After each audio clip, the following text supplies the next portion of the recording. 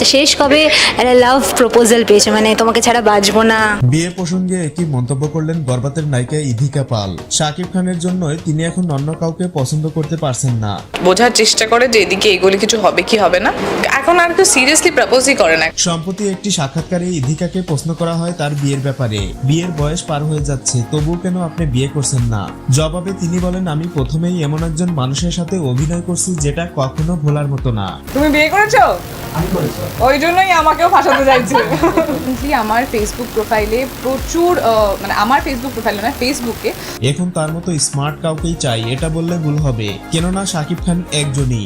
সর্বশেষ তিনি বিয়ে প্রসঙ্গে বলেন, আপাতত এ নিয়ে আমি ভাবছি না, সামনে আমার আরো বড় বড় সিনেমায় কাজ করার ইচ্ছে আছে। আমি চাই শাকিব খানের সাথে আরো বেশ কিছু সিনেমায় কাজ করতে। সামনে যদি সেরকম কোনো প্রজেক্ট হয় তাহলে আমি অবশ্যই করব।